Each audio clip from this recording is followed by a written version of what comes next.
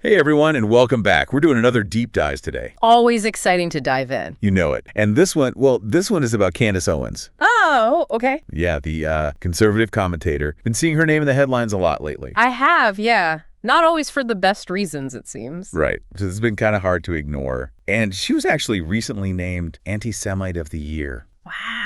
I know, right? Yeah. And it was by this group, Stop Antisemitism. They're based here in the U.S. And they focus on, well, as the name suggests, stopping anti-Semitism. Exactly. So we're diving into the sources that you all sent in to figure out, like, what exactly is going on here? What did she say to get this label? Yeah, what does she do? This is complex and honestly a little disturbing, so let's unpack it. It's a serious accusation. And Stop Anti-Semitism is a well-respected organization, so this is not something that I think they would take lightly. No, for sure. Okay, so the Allgemeiner article, it kind of lays out some of what's been happening. Apparently, Owens made this video where she's like ironically celebrating getting this award. Ironically celebrating, okay. Yeah, it's a bit strange, right? But Stop Antisemitism is pointing to this pattern of what they see as attacks on Israel and, the Jewish community in general. Okay. They mention, they mentioned her defending some of Hitler's actions in Germany. Wow. I know, right? And then she was also making fun of people who were actually, genuinely concerned about Kanye West's anti-Semitic comments. And then, get this, she's claiming that Israel is, segregating Muslims. And they also mentioned, and this is something I wanted to touch on, her insinuation that Hollywood is run by these sinister Jewish gangs, which unfortunately, that's a pretty classic anti-Semitic trope. It kind of plays on this old and completely unfounded fear that Jewish people are somehow, secretly controlling the media and finances. It's a dangerous narrative that's been around for a long time, and it's been used to justify some, truly horrific things. It's really scary how these kinds of ideas keep popping up over and over again. Yeah. And it doesn't even end there, right? The Allgemeiner article goes on. There are more things she said. They mentioned her accusing Israel of genocide against Palestinians on Twitter. Yeah. And saying that Jewish people are basically like Marxists who just want to rewrite history. Right. And then there's this whole thing where she called Judaism a pedophile-centric religion. Right. And that last one, that is incredibly disturbing. It echoes this old anti-Semitic myth. It's called the blood libel. Blood libel. Yeah. It falsely claimed that Jews use the blood of Christian children in their rituals. And this accusation, it has been used for centuries to incite violence against Jewish communities, and it has absolutely no basis in reality. So to see something like that resurface in Owens' rhetoric is really, really concerning.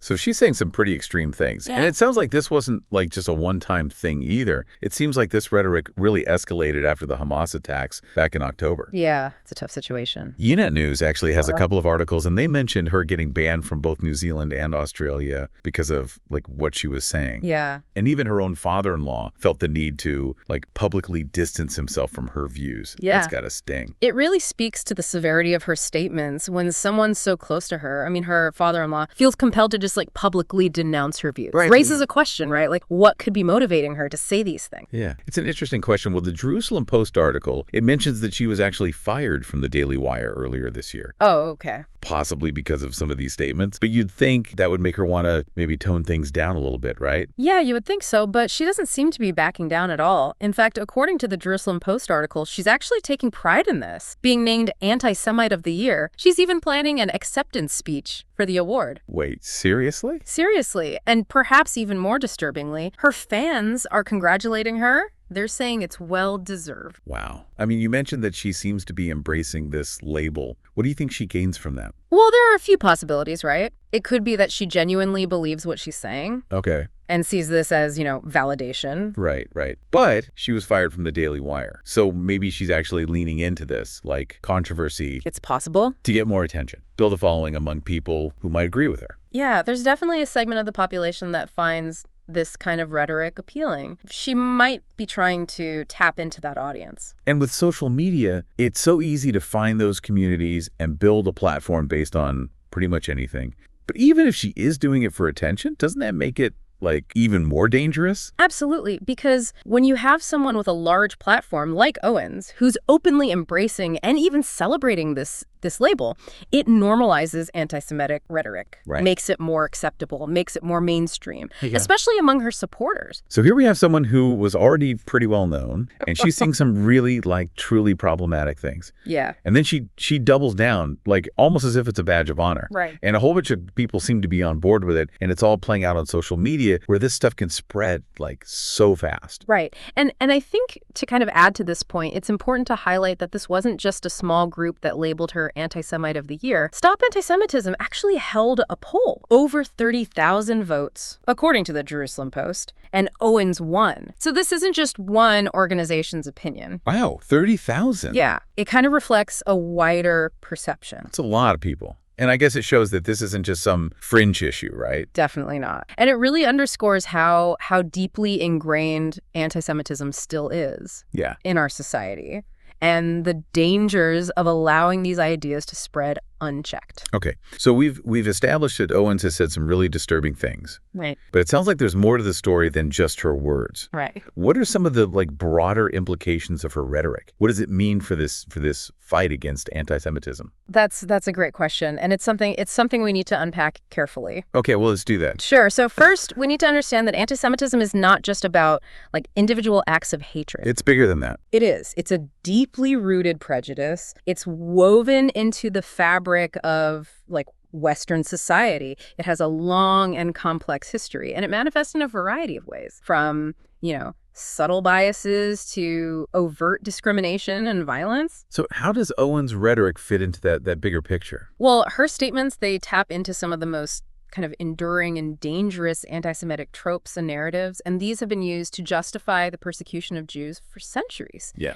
By repeating and amplifying these tropes, she's contributing to this normalization and spread of anti-Semitic ideas, even if she doesn't, explicitly endorse violence. I see. So it's not just about the specific things she's saying, but about the larger, like, historical context. Yes. And the way her words can contribute to a climate of, hatred and intolerance. Exactly. And that's why it's so important to call out these kinds of statements. Oh. And to really understand those deeper implications that they carry, it's about recognizing that words have power. And they can have a profound impact on individuals and communities, especially when those words are rooted in prejudice and hate. This is heavy stuff. Yeah. It feels like it's more than just Owens' responsibility to fix this. It sounds like we all have a role to play in combating anti-Semitism. You're absolutely right. We all have a responsibility to educate ourselves about the history and manifestations of anti-Semitism, to be aware of the ways it shows up, even in our own lives and in our communities, and to speak out against it whenever we encounter it.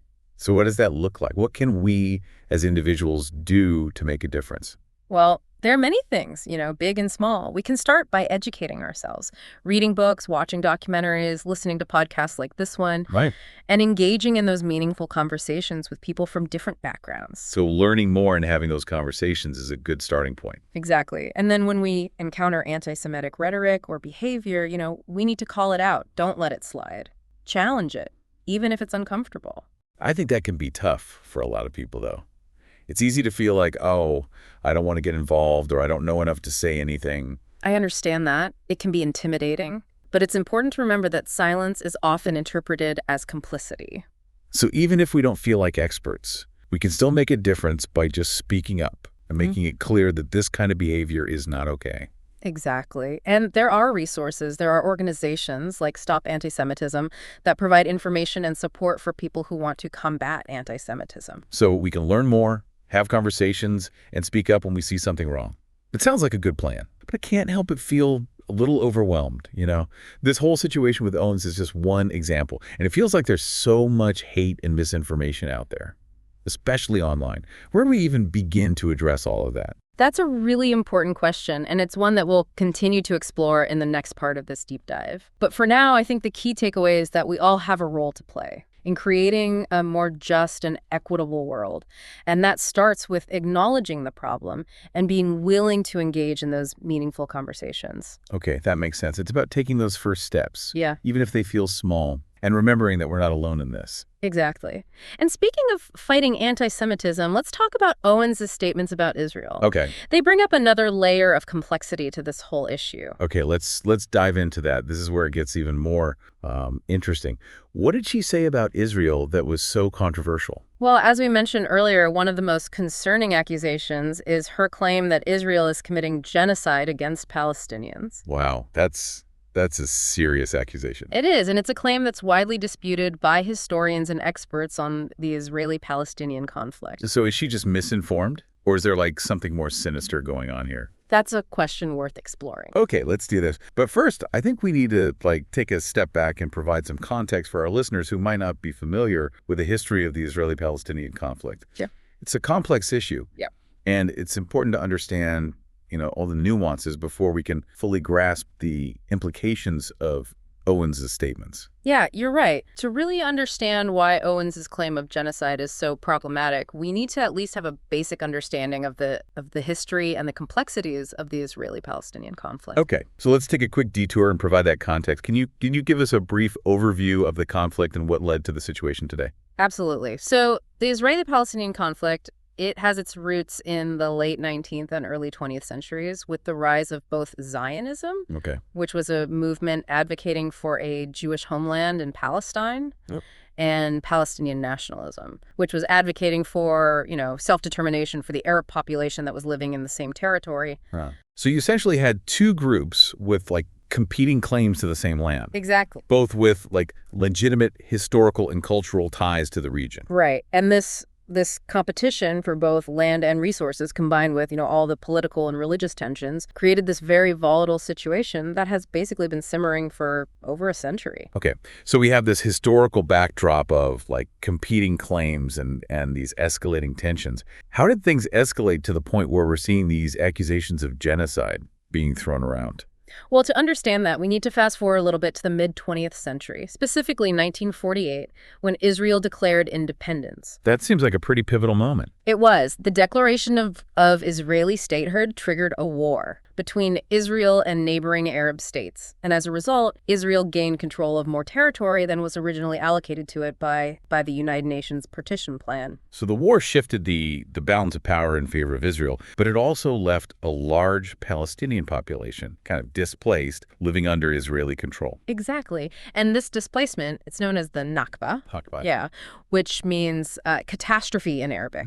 And it's a deeply traumatic event in Palestinian history, and it continues to be a source of, immense pain and resentment. So we have this ongoing conflict rooted in these historical grievances, fueled by political and religious tensions. And it's within this context that Owens is making her claims about genocide. Precisely. And that's why it's so important to understand these nuances. Owens' use of the term genocide it's highly inflammatory and frankly, historically inaccurate. So she's not just expressing an opinion. She's actually distorting history to fit her own narrative. It seems that way. Yeah. And by doing so, she's contributing to the spread of misinformation, fueling anti-Israel sentiment, which can have very real and dangerous consequences. Okay, so we've established that Owens' statements about Israel are problematic for a couple reasons. Right. They're historically inaccurate. Right. They contribute to the spread of these harmful stereotypes. But let's go a bit deeper. What are the specific dangers of this kind of rhetoric? What are the potential real-world consequences of spreading these kinds of ideas? That's a great question, and it's one that we need to address very carefully.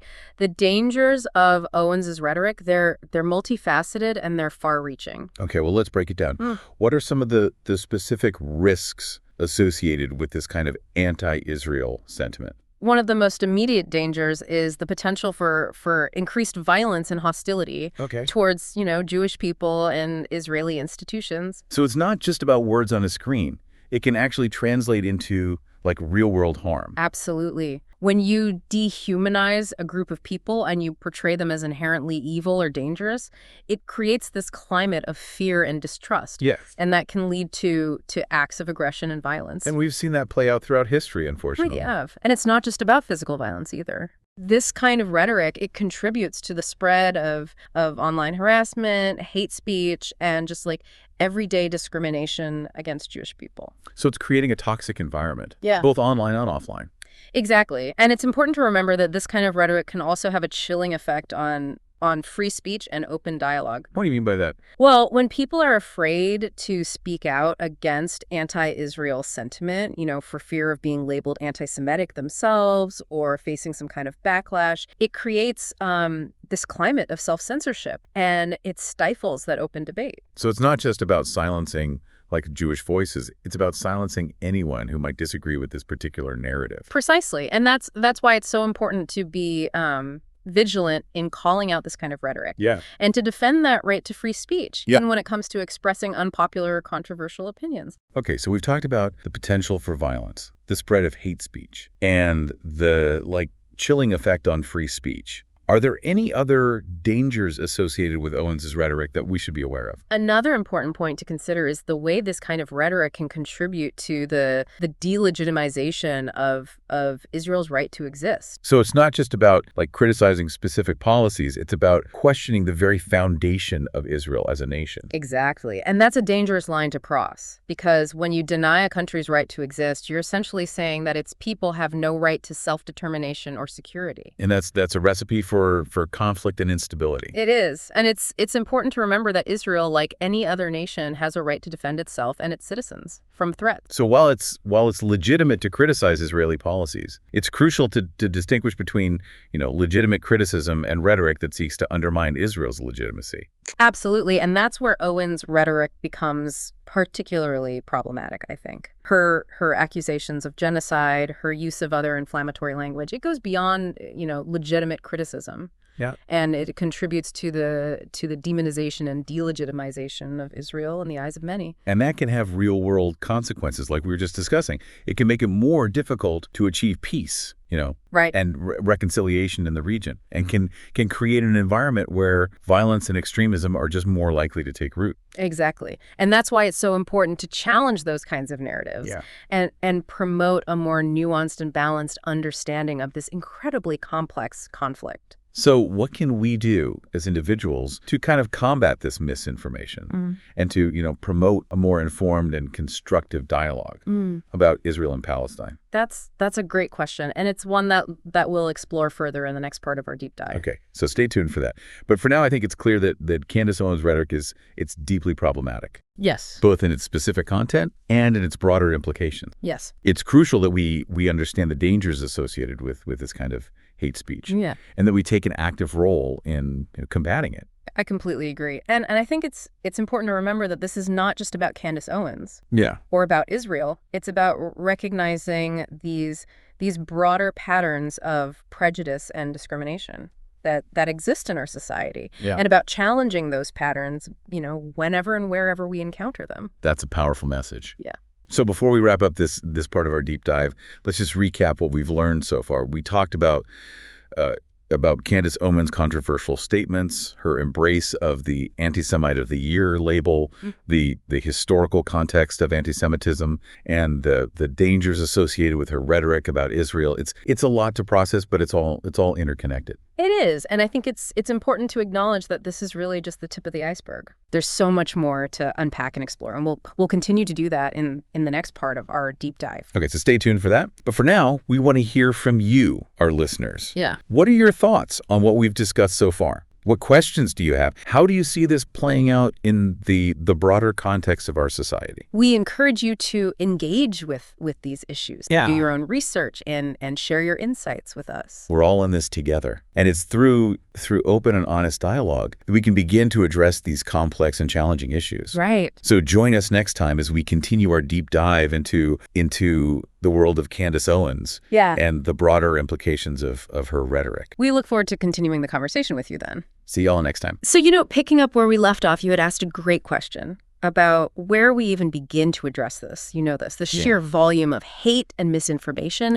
especially online, it can feel really overwhelming. It does. It really does. It's like you address one instance of anti-Semitism and then 10 more pop up in its place. Yeah. It's exhausting. I hear you. It's easy to feel powerless in the face of such a massive problem. But I think the key here is to focus on what we can control, the actions that we can take as individuals, to make a difference. So we talked about educating ourselves, having conversations, speaking up when we see something wrong. Those are all good things, but do they really like make a dent in the larger problem? They do. And here's why.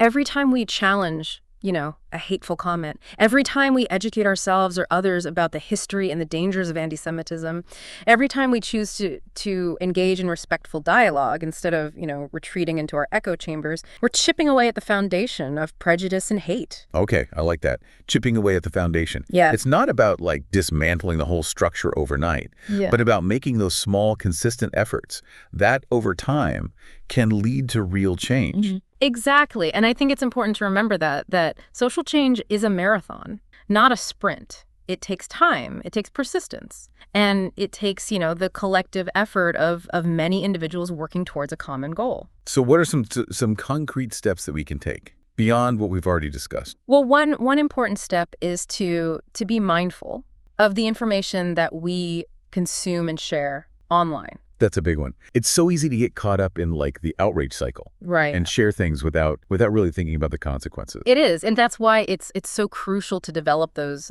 critical thinking skills and to be really discerning consumers of information. Before we share something, especially if it's controversial or inflammatory, we need to ask ourselves a few key questions. Like what? Give us some examples. First, ask yourself, what is the source of this information? Is it coming from, a reputable news organization, a respected academic institution, or a known expert on the topic? Or is it coming from, some random social media account with no clear credentials, or a website known for spreading misinformation? So checking the source is crucial. But even if it comes from like a seemingly credible source, what else should we be looking for? Good point. Next, ask yourself, does this information align with what I already know about this topic? Does it seem consistent with the facts as I understand them? Or does it feel a little, off, like it might be distorted or biased in some way? So basically, like, do your own fact checking. Exactly. Even if it means like doing a little bit of research. Exactly. And don't be afraid to question the information you're seeing, even if it's coming from someone that you trust or someone you admire. Everyone has biases, and it's important to be aware of those biases when we're evaluating information. Okay, so we've got checking the source, doing our own fact-checking. Anything else we should be keeping in mind? Yes. Pay attention to the language being used. Is it inflammatory? Is it designed to provoke an emotional response? Okay. Rather than to present like a balanced and objective view. So basically, like, be wary of anything that feels like it's trying to manipulate your emotions rather than appeal to your reason. Exactly. And finally, ask yourself, what is the purpose of sharing this information? Am I sharing this because it's accurate and informative? Or am I sharing it because it confirms my existing beliefs? Or, makes me feel good about myself? That's a tough one. It's easy to get caught up in wanting to be right or wanting to feel like we're part of the in-group. It is, but it's important to be honest with ourselves about our motivations for sharing information. We need to be willing to challenge our own biases and to prioritize truth over confirmation bias. So it's about being like responsible digital citizens Oh, yeah. and thinking critically about the information that we're consuming and sharing. Exactly. And remember, even if we don't share something, we can still make a difference by engaging in respectful dialogue with people who hold different views. How do we do that effectively, though? Yeah. Especially in a world where everyone just seems to be shouting past each other. It seems easier to just like retreat into our own echo chambers and just avoid engaging with people who disagree with us. I understand that feeling. It can be incredibly frustrating and really disheartening. Yeah. To try have a productive conversation with someone who seems, determined to cling to their own beliefs, regardless of evidence or logic. So how do we break through that? Well, first, I think it's important to approach those conversations with humility and with empathy. Even if we think the other person is completely wrong. Even then, remember that everyone comes to these conversations with their own experiences, their own values, their own beliefs. And even if we, strongly disagree with someone's views, it's important to acknowledge that they probably believe what they're saying, even if it's based on, misinformation or prejudice. So start by listening. Yeah. Trying to understand where they're coming from. Exactly. And when we listen with empathy, we're more likely to identify that common ground and to build that foundation for a more productive conversation. But what if they're just like not listening? Oh, what if they're just repeating the same talking points over and over again, regardless of what we say? That can be frustrating. But I think it's important to remember that we can't control how other people react or respond. All we can control is our own behavior. So even if the other person isn't receptive, we can still choose to engage in a way that's, respectful, informative, constructive. Exactly. And sometimes that's all we can do. We may not change anyone's mind in a single conversation, but we can plant those seeds of doubt. We can introduce new perspectives, and we can model a more civil and productive way of engaging with these difficult topics. Okay, so we've talked about being mindful of what we're sharing online, engaging in respectful dialogue, approaching these conversations with humility and empathy. But it feels like we're still kind of missing something. What about the role of institutions and those in positions of power? What can they do to combat anti-Semitism and create a more inclusive and tolerant society? That's a crucial point, because individual actions, while important, they're not enough. We need systemic change, and that requires the involvement of institutions and leaders at all levels of society. So where do we start? Well, one important step is for institutions, particularly educational institutions, to really prioritize education about the history and the dangers of anti-Semitism. So making sure that this topic is included in school curricula from elementary school all the way through college. Exactly, and not just in history classes. This topic should be integrated into courses on literature, sociology, political science, other relevant disciplines. So it's about ensuring that students have a really comprehensive understanding of anti-Semitism, its roots, its manifestations, and its impact on individuals and societies. Precisely. And it's not just about education in the classroom. We also need to see more, public awareness campaigns, community dialogues, cultural events that really promote understanding and tolerance. So making sure that this is a conversation that's happening not just in schools, but also in our communities and in the public sphere. Exactly. And it's not just about raising awareness. We also need to see concrete actions from institutions to address anti-Semitism. Like what? Give us some examples. Well, for one, institutions need to have, very clear and robust policies in place to address discrimination and harassment based on religion or ethnicity. So making sure that there are consequences for those who engage in anti-Semitic behavior. Exactly. And these policies, they need to be enforced consistently and fairly. So it's not just about having the policies on paper. It's about making sure that they're actually implemented and that people are held accountable. Precisely. And it's not just about, punitive measures. Institutions also need to create environments that are welcoming and inclusive for Jewish people. So fostering that culture of respect and understanding. Exactly. And this can involve things like providing resources and support for Jewish students and employees, celebrating, Jewish holidays and traditions, promoting, dialogue and interaction between different religious and cultural groups. So it's about creating that sense of belonging and ensuring that Jewish people feel safe and valued within these institutions. Exactly. And it's not just about institutions. We also need to see leadership from those in positions of power, from, politicians to celebrities to religious leaders. So using their platforms to speak out against anti-Semitism and to promote tolerance and understanding. Exactly. Because when leaders take a stand against hate, it sends a very powerful message, and it can inspire others to do the same. So it's about creating that culture where anti-Semitism is just not tolerated. Right. And where everyone feels safe and respected, regardless of their background or their beliefs. Exactly. And it's about recognizing that this is an ongoing struggle, a marathon that requires sustained effort and commitment from all of us. Okay, so we've talked about individual actions, institutional policies, leadership from those in positions of power. It sounds like a very comprehensive approach, but it also feels like a lot to take on. How do we maintain momentum? How do we prevent this from just becoming another fleeting moment of outrage? Yeah. That fades away without leading to any real change. That's a great question, and it's one that we'll continue to explore in the final part of our deep dive. Okay, so stay tuned for that. But so now I think it's clear that combating anti-Semitism, it requires this multifaceted approach. It involves education, awareness, dialogue, policy changes, leadership, and it's a fight that we all have a stake in. I agree. And I think it's important to remember that even small actions, they can make a difference. Every time we choose to challenge hate, to educate ourselves and others, to promote understanding and tolerance, we are contributing to the creation of a more just and equitable world. That's a powerful message to end on. So join us next time as we continue our deep dive into the world of Candace Owens and the broader implications of her rhetoric. We'll be exploring the question of how we can maintain this momentum and create lasting change in the fight against anti-Semitism. We look forward to continuing the conversation with you then. See y'all next time. Welcome back, everyone, for the final part of our deep dive. It's been a pretty heavy conversation about Candace Owens and this whole Anti-Semite of the Year label. It has been, but definitely an important one. We've covered a lot, from her specific statements to anti-Semitism as a whole and its impact on society. For sure. And we've also talked about what we can do about it, right? What we can do as individuals, what kinds of policies institutions need to have in place, and how those in positions of power, how they can create a more inclusive world. Exactly. But now, as we wrap up, the big question is, how do we keep this momentum going? Right. How do we turn all this awareness into real, lasting change? It can be really overwhelming. It's like, okay, we can have these conversations, we can make plans, but will it actually make a difference long term?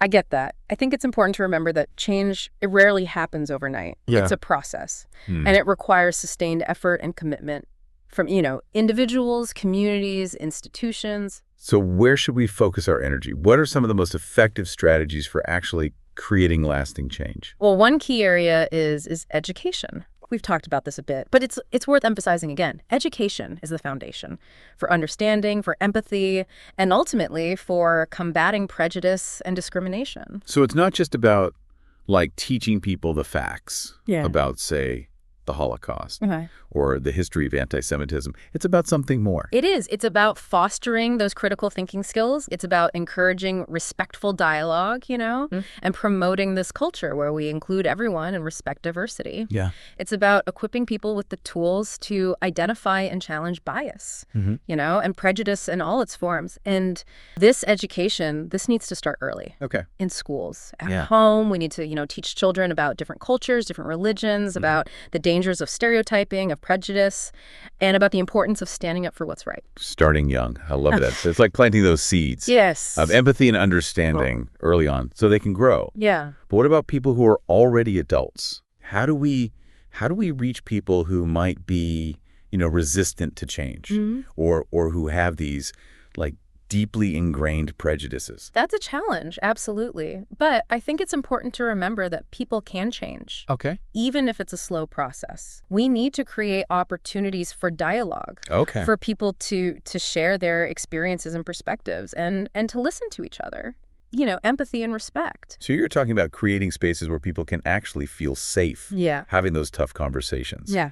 Asking questions. Yeah. Challenging their own assumptions. Exactly. And these conversations need to happen not just within communities, Yeah. but across them as well. We need to break down those barriers that divide us Right. and build those bridges of understanding and cooperation. That's where I think interfaith dialogue and these cross-cultural initiatives can play a really big role. Absolutely. Bringing people together from different backgrounds. Yes. To share their stories, learn from each other, and find that common ground. Right. And it's not just about talking either. It's also about taking action. Okay. We need to support organizations that are working to combat anti-Semitism, and other forms of hate, and to advocate for policies that, that promote equality and justice for all. So putting our money where our mouth is, right? Exactly. Supporting those on the front lines of this fight and using our voices to demand change. Exactly. And it's also about holding those in positions of power accountable. We need to demand that our leaders speak out against anti-Semitism. Yeah. And that they take real steps to address it. So voting for candidates that prioritize these issues. Right.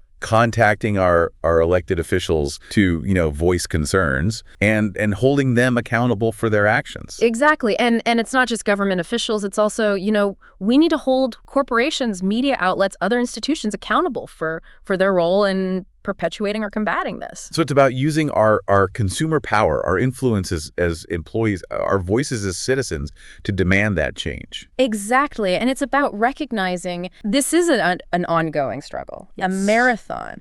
There will be setbacks. There will be moments of despair. But we can't give up. We have to keep fighting, keep pushing, and keep believing that a better world is possible. I love that. Having that long-term vision, that commitment to creating a world where anti-Semitism, where all forms of hate are just history. Yeah. But it's also, it feels a bit daunting. It can. Where do we find that energy, that motivation to keep going? Right. Especially when it feels like there's so much negativity and hate in the world. It's a great question. And I think the answer lies in remembering why we're doing this. We're doing this because we believe in a world where everyone feels safe and respected, regardless of, their background or their beliefs. We're doing this because we believe in justice. We believe in equality and the inherent dignity of every human being. It's about tapping into those core values. Yes. Those fundamental fundamental beliefs about the kind of world we want to live in. Yeah. And letting those values guide our actions. Exactly. And it's about, finding inspiration in the stories of those who have come before us. Right. Those who fought for justice and equality throughout history. Their struggles remind us that change is possible.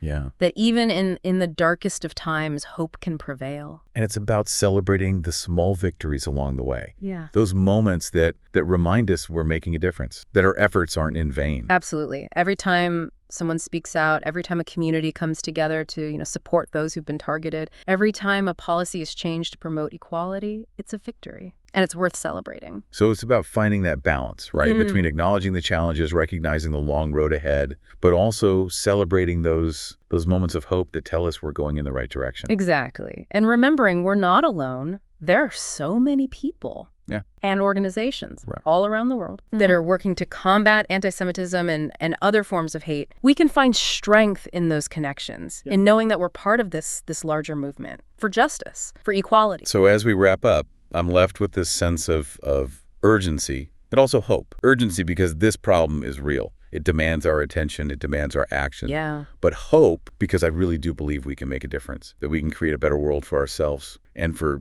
future generations. I share that sense of urgency and hope. And I believe that by working together, by educating ourselves, by speaking out, by supporting those on the front lines, we can create a world where anti-Semitism isn't a threat, but, a distant memory. It's a vision worth striving for. Yeah. And it starts with each and every one of us. So thank you all for joining us on this deep dive. We hope it's been informative and that it's given you something to think about. We encourage you to keep learning, to keep having these conversations, and to take action. Remember, change is possible, but it requires our collective effort, our unwavering commitment, and our enduring hope. Thank you for listening. Until next time, keep learning, keep challenging, and keep fighting for a better world.